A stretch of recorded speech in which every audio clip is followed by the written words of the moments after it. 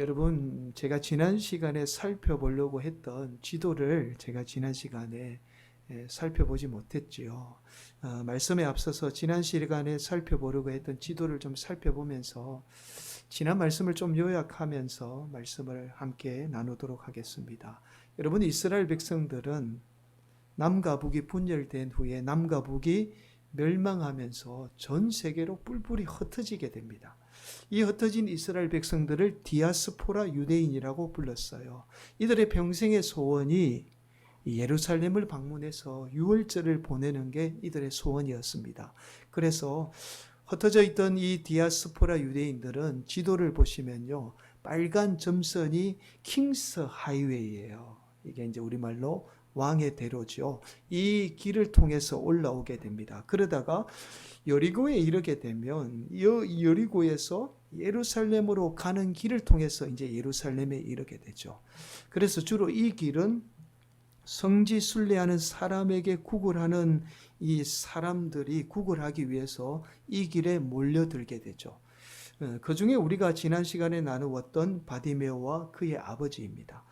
예수님은 의도적으로 바디메오가 숨기고 싶었던 장애를 사람들이 다 볼 수 있게 만들지요. 그렇게 바디메오의 수치를 다 드러내서 이 바디메오의 눈을 만지게 됩니다. 그러자 바디메오의 눈이 밝아지게 되죠. 바디메오는 자신의 부끄러운 수치를 통해서 눈이 밝아지게 되자 그 즉시 예수님을 따르게 됩니다.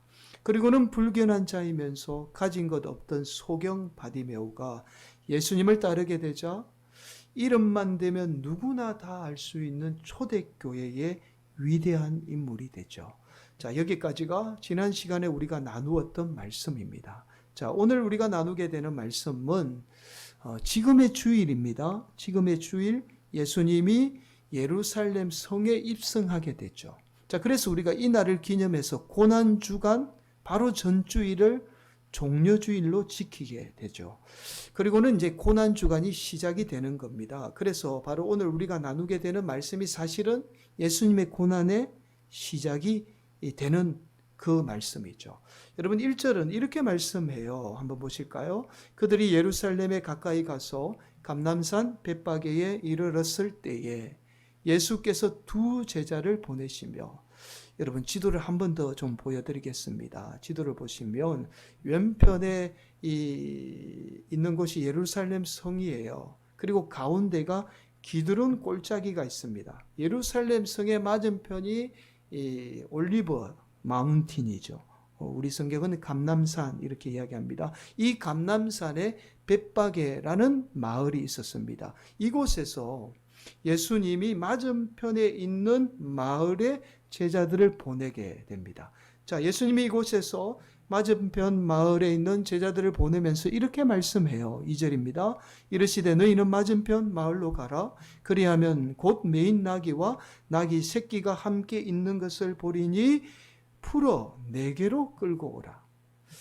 예수님이 제자들에게 뜬금없이 갑자기 맞은편 마을에 가서 나귀와 나귀 새끼를 끌고 오라고 말씀합니다. 여러분 아마도 예수님의 이런 행동에 제자들은 선뜻 이해하지 못했을 거예요. 그래서 쉽게 행동으로 옮기지 못하죠. 그러자 예수님이 이렇게 말씀해요. 4절입니다. 이는 선지자를 통하여 하신 말씀을 이루려 하심이라 일렀으되. 여러분 스가랴 선지자의 예언에 의하면 이스라엘 백성들을 구원할 왕이 나귀 새끼를 타고 임하게 되리라는 사실을 예언하죠. 이 말씀이 스가랴 9장 9절 말씀이에요. 우리 성경은 5절에서 말씀하고 있죠. 이런 말씀이에요. 시온에 따라 크게 기뻐할지어다. 예루살렘에 따라 즐거이 부를지어다. 보라 내 왕이 내게 임하시나니 그는 공의로우시며 구원을 베푸시며 겸손하여서 나귀를 타시나니 나귀의 작은 것 곧 나귀 새끼니라. 여러분 제자들은 예수님의 스가랴 선지자의 예언의 말씀을 듣고는 그제야 예수님의 의도를 알게 돼요. 아, 우리 예수님이 드디어 우리를 구원하는가 보다. 그래서 예루살렘으로 입성하는가 보다라고 그렇게 생각을 했던 거죠. 그래도 아마 일부 이 제자들은 예수님이 나귀와 나귀 새끼를 끌고 오라는 말씀에 쉽게 이해하지 못했을 겁니다. 왜냐하면 당시의 승리자가 입성을 할 때는 반드시 흰말이에요. 이게 어떤 규칙처럼 이렇게 정해져 있어요. 성리자는 반드시 흰말을 타야 된다라고 정해져 있었던 겁니다. 그래서 제자들은 나귀와 나귀 새끼를 끌고 오라는 이 예수님의 말씀에 쉽게 이해할 수가 없었던 거죠. 그런데도 제자들은 예수님의 말씀이니까 나귀와 나귀 새끼를 끌고 오게 돼요. 그런데 더 놀라운 사실은 예수님은 제자들이 끌고 온 나귀와 나귀 새끼 가운데 하필 또 보잘것없고 아주 연약해 보이는 나귀 새끼를 타게 됩니다. 자, 그러자 많은 사람이 이런 나귀 새끼를 탄 예수님의 모습을 보고는 이렇게 외치기 시작해요. 9절입니다. 앞에서 가고 뒤에서 따르는 무리가 소리 높여 이르되 호산나 다윗의 자손이여 찬송하리로다. 주의 이름으로 오시는 이여 가장 높은 곳에서 호산나 하더라. 여러분, 호산나는 무슨 뜻인지 아세요? 아람어입니다. 예수님 당시 이스라엘 백성들은 오랜 시간 동안 나라를 잃어버리고 자신들의 말마저도 잃어버리게 되었어요. 그래서 예수님 당시에 사용했던 말이 아람어입니다. 호산나는 아람어로 이런 뜻이에요. 지금 당장 구원하소서라는 뜻입니다. 여러분, 이 호산나라는 군중의 외침 속에 예수님을 십자가에 못 박을 때 호산나라고 외쳤던 무리가 갑자기 돌변해서 예수님을 십자가에 못 박으라고 그 외친 이유를 알 수 있어요. 여러분, 군중들에게는 당장 자신의 문제를 해결하지 못하는 연약한 메시아는 자신들이 기대하고 고대하던 메시아일 수가 없었던 거죠. 그래서 호산나 지금 당장 구원하소서라고 외쳤던 군중들이 예수님이 자신들의 기대에 부응하지 못하자 갑자기 돌변해서 실망감에 예수님을 십자가에 못 박으라고 외치게 된 겁니다. 여러분, 원래 이 호산나는요, 시편 118편 25절에 나온 말씀이에요. 이런 말씀이죠. 여호와여 구하옵나니 이제, 이 말이 당장 구원하소서. 여호와여 우리가 구하옵나니 이제, 지금 우리를 행통하게 하소서라는 말씀이죠. 여러분, 이스라엘 백성들은 6월절에 예루살렘을 방문하게 되면 반드시 조금 전에 살펴본 시편 118편을 찬양하면서 종려나무 가지를 흔들면서 예루살렘 성을 순례하게 돼요. 그냥 예루살렘 성을 순례하는 것이 아니라 이 오늘 우리가 보았던 18편 말씀을 찬양하면서 종려 가지를 흔들며 순례하게 되죠. 자, 이런 이스라엘 백성들이 처음에는 아마도 제자들 몇 사람이 예수님을 향해서 힘없이 호산나 호산나 찬양했을 거예요. 그런데 차츰 이 호산나라는 소리가 예루살렘에 모여든 많은 디아스포라 유대인들과 그곳에 있던 많은 무리들이 조금씩 예수님을 위해서 외치기 시작했던 거죠. 그러자 여러분 한번 상상해 보세요. 예루살렘에 많이 모일 때는 그 일주일간에 한 200만 명이 모이잖아요. 아마 뭐 예상 안 해도 아마 몇만 명이 모였겠죠. 이 몇만 명이 등달아서 예수님을 향해서 한번 여러분 생각해 보세요. 호산나 호산나라고 외친다라고 생각해 보세요. 아마 그 외침이 어마어마했을 겁니다. 여러분, 이 모습에 제자들은 깜짝 놀라게 되죠. 예수님이 승리자의 모습도 아니고 마치 패배자의 모습으로 예루살렘으로 입성하는데 많은 무리가 예수님 향해서 호산나 호산나 외치는 모습에 제자들이 놀라지 않을 수 없었던 거죠. 일부 사람들은 이런 모습을 보고 제자들을 책망하기도 해요. 야, 너 선생, 너희들이 따르는 선생, 나귀 새끼 타고 가는 모습이 뭐가 그렇게 잘났다고 창피한데 제발 좀 그만 외치게 해 라고 그렇게 이야기합니다. 누가복음에서는요. 그래서 예수님이 이렇게 말씀하죠. 누가복음 19장 40절 말씀. 대답하여 이르시되 내가 너희에게 말하노니 만일 이 사람들이 침묵하면 돌들이 소리 지르리라 하시니라. 이 말씀은 우리에게 아주 중요한 의미가 있어요. 여러분, 예수님뿐만 아니라 우리 예수 믿는 인생은요, 비록 보잘것없는 나귀 새끼를 탈지라도 반드시 찬양받게 되는 인생이 된다라는 아주 놀라운 의미의 말씀이죠. 그렇게 10절은 말씀해요. 예수께서 예루살렘에 들어가시니 온 성이 소동하여 이르되 이는 누구냐 하거늘. 온 성이 소동하니까 당시의 당국자들이죠. 권력을 가지고 있던 제사장들이나 종교 지도자들이나 로마 군대가 예수님으로 인해서 두려워했던 거예요. 혹시 예루살렘 안에 모여들었던 많은 사람으로 인해서 폭동이 일어나지 않을까 두려웠던 거죠. 여러분, 이 모습은 너무나 모순된 모습이에요. 여러분, 마치 실패자와 같이 연약한 나귀 새끼를 타고 한없이 연약해 보이는 예수님을 오히려 당시 힘있고 강한 로마 군인이나 헤롯 왕이 두려움에 지금 떨고 있는 거죠. 여러분, 이것은 오늘 말씀이 세상의 강함이, 세상에 강하게 보이는 것이 능력이 아니라 오직 예수님만이 능력이라는 사실을 우리에게 말씀하고 있습니다. 여러분, 우리는 오늘 본문의 이 말씀을 접할 때마다 늘 가지는 의문이 있죠. 이런 의문이죠. 예수님이 왜 하필 아무도 타지 않는, 누구도 타지 않으려고 하는 이 나귀 새끼를 타실까? 여러분, 바로 이 본문의 의문이 오늘 본문이 우리에게 말씀하는 말씀의 의도이자 예수님이 아무도 타지 않는 나귀 새끼를 타신 이유입니다. 여러분, 오늘 본문 말씀을 다른 이 복음서의 말씀과 좀 비교해 보면 오늘 본문이 유독 강조하는 말씀이 있어요. 바로 나귀와 나귀 새끼입니다. 여러분, 다른 복음서는 나귀 새끼만을 기록하고 있어요. 자, 어미 나귀에 대해서는 이 언급조차 하지 않습니다. 여러분, 한번 살펴보겠습니다. 자, 마가복음 11장 7절은 이렇게 말씀해요. 나귀 새끼를 예수께로 끌고 와서, 어미 나귀에 대한 말씀이 없죠. 자기들의 겉옷을 그 위에 얹어 놓으며 이 예수께서 타시니. 자, 이번에는 누가복음 19장 30절 말씀이죠. 이르시되 너희는 맞은편 마을로 가라. 그리로 들어가면 아직 아무도 타보지 않은 나귀 새끼가 매여 있는 것을 보리니 풀어 끌고 오라. 자, 여러분, 마지막으로 요한복음 12장 14절도 똑같이 말씀해요. 예수는 한 어린 나귀를 보고 타시니, 나귀 새끼를 타셨다는 말씀이죠. 자, 여러분, 어디에도 오늘 말씀처럼 어미 나귀에 관한 말씀을 기록하고 있지 않아요. 그런데 유독 마태복음만 이 나귀 새끼를만 끌고 온 게 아니라 어미 나귀도 같이 끌고 왔다라고 말씀하고 있어요. 여러분, 2절 말씀 한 번 더 봉독하실까요? 이르시되 너희는 맞은편 마을로 가라. 그리하면 곧 매인 나귀와 나귀 새끼가 함께 있는 것을 보리니 풀어 내게로 끌고 오라. 여러분, 7절 말씀 한 번 더 살펴볼까요? 나귀와 나귀 새끼를 끌고 와서 자기들의 겉옷을 그 위에 얹으며 예수께서 그 위에 타시니. 여러분, 이처럼 오늘 마태복음만 유독 나귀와 나귀 새끼를 강조하고 있어요. 여러분, 그렇다면 마태는 오늘 말씀을 통해서 무엇을 말씀하고 있을까요?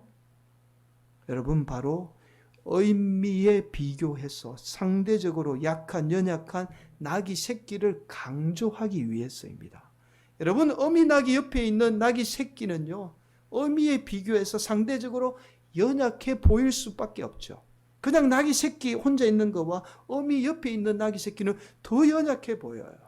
여러분, 특별히 이 나귀 새끼의 습성은요, 어미가 없으면 어디에도 안 가요.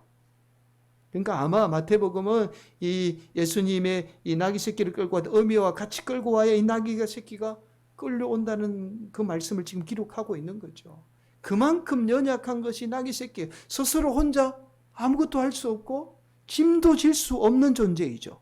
그래서 마태는 나귀와 나귀 새끼를 지금 강조하고 있어요. 그렇게 예수님이 강한 어미 나귀를 타신 것이 아니라 약하고 연약한 나귀 새끼를 타셨다는 사실을 강조합니다. 여러분, 이것은 바로 저와 여러분이 한 번도 짐을 져본 적이 없는, 짐을 질 수 없는, 또 무엇을 할지 알 수 없는 나귀 새끼와 같은 인생일지라도 예수님이 우리 인생에 올라타게 되면, 다른 말로 예수님이 우리와 함께 하게 되면 저와 여러분의 약함을 통해서 저와 여러분의 인생은 예수님이 역사하는 인생, 그래서 찬송받는 귀한 인생이 될 수 있다는 사실을 말씀하고 있습니다. 여러분, 우리가 그래서 10절은 이렇게 말씀하고 있지요. 예수께서 예루살렘에 들어가시니 온 성이 소동하여 이르되 이는 누구냐 하거늘. 여러분, 세상을 요동케 하는 힘은 세상의 강함이 아니라 바로 나약한 이 낙이 새끼일지라도 예수님과 함께하는 인생이 세상을 요동시킬 수 있다는 사실을 말씀하고 있습니다. 여러분, 우리가 가장 많이 오해하는 것이 바로 하나님의 은혜예요.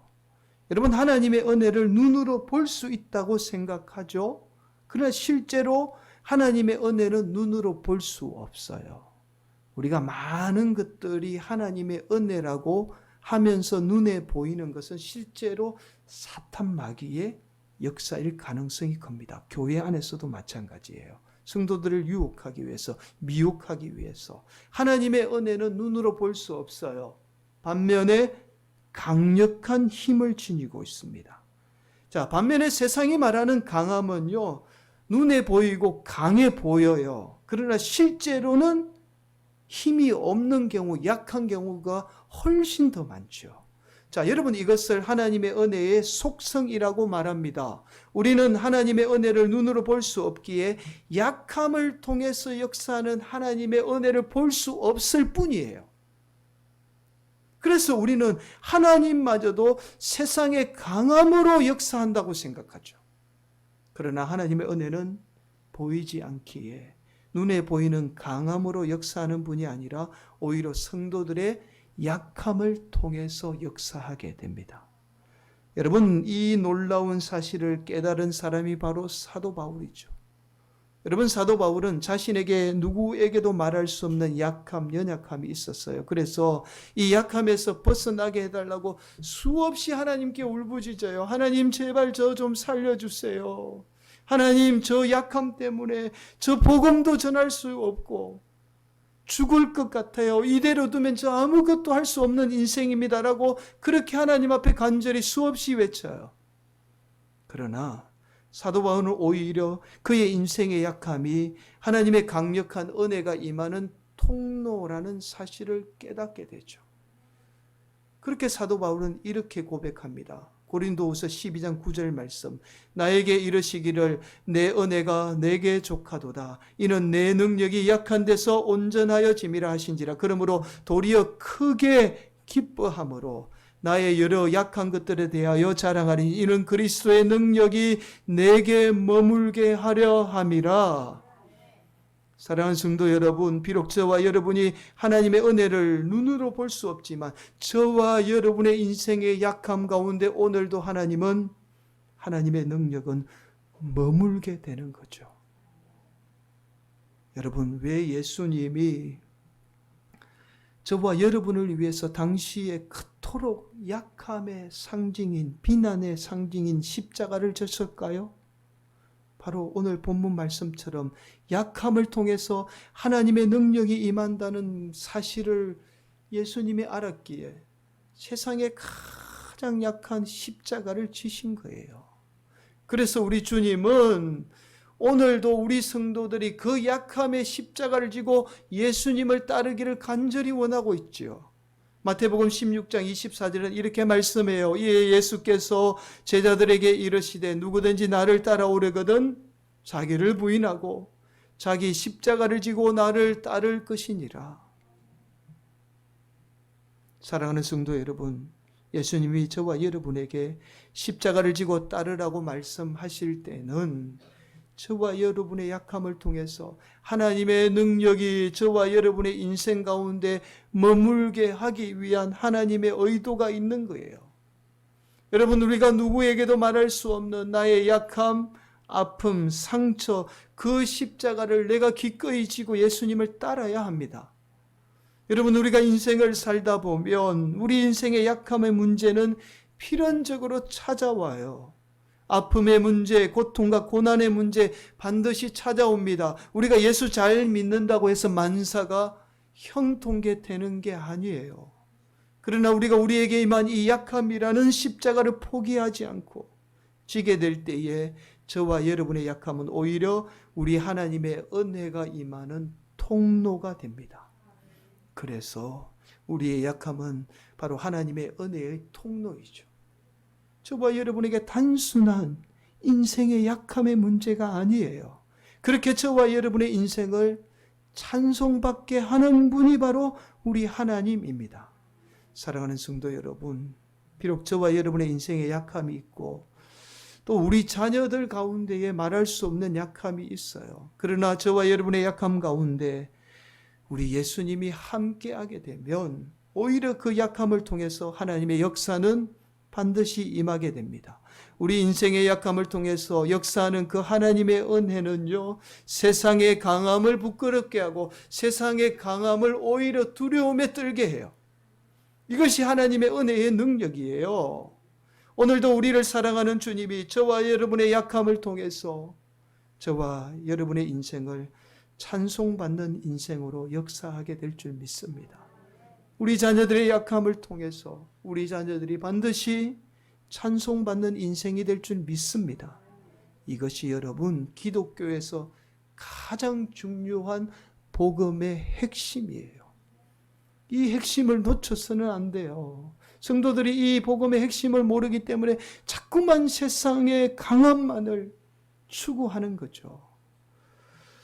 여러분, 우리에게 I have a dream이라는 설교죠. 나에게 꿈이 있습니다.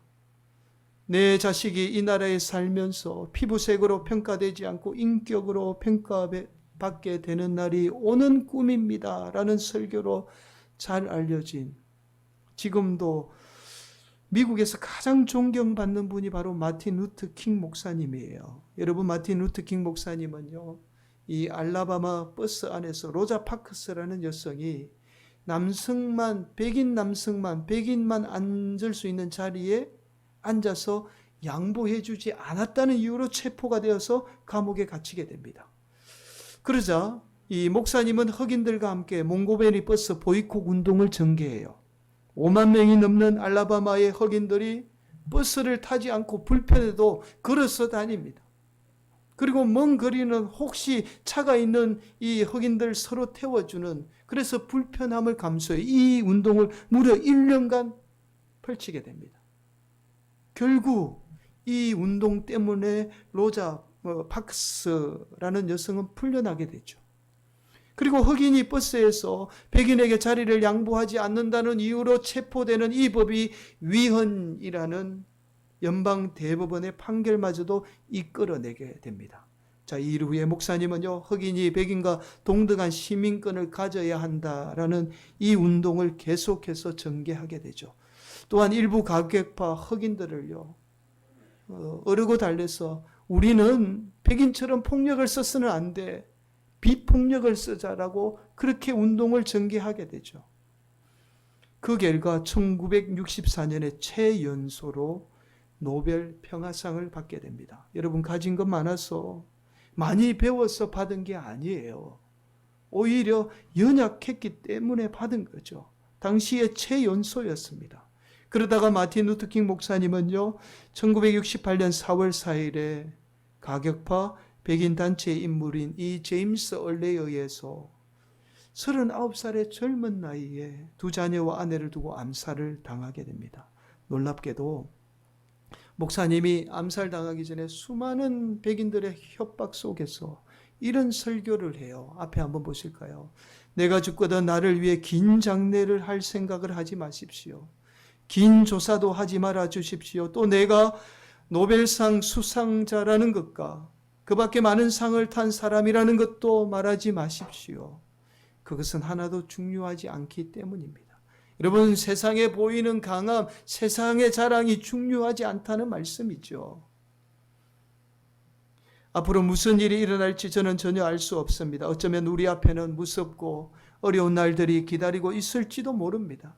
하지만 그것이 저에게는 아무런 문제가 되지 않습니다. 저는 높은 산 꼭대기에 올라 약속의 땅을 보았기 때문입니다. 제가 여러분과 함께 그 땅에 들어가지 못할지도 모릅니다. 하지만 여러분은 오늘 저녁 분명히 알아두어야 합니다. 여러분 모두가 하나님의 백성으로서 저 약속의 땅에 들어가게 될 날이 반드시 오고야 말리라는 것을, 오늘 저녁 저는 대단히 행복합니다. 저에게는 아무런 걱정이 없습니다. 저는 그 누구도 두려워하지 않습니다. 저의 눈은 오로지 다시 이 땅을 찾아오는 주님의 영광을 바라볼 뿐입니다. 사랑하는 성도 여러분, 세상의 강함이 아무리 강하게 보이고 저와 여러분을 두렵게 할지라도 우리가 두려워해야 할 것은 세상의 강함이 아니라 오직 우리 하나님입니다.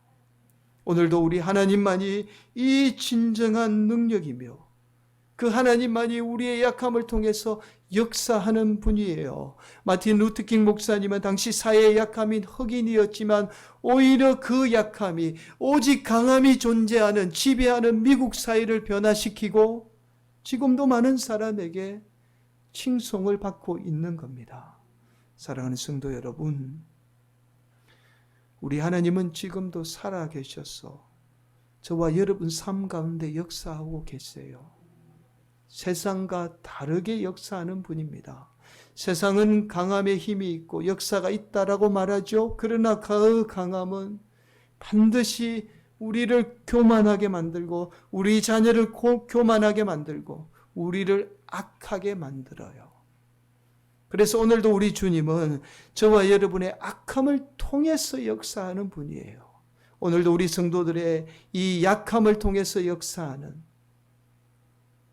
그 하나님을 믿음의 눈으로 바라보는 복된 성도들이 되시기를 간절히 바랍니다.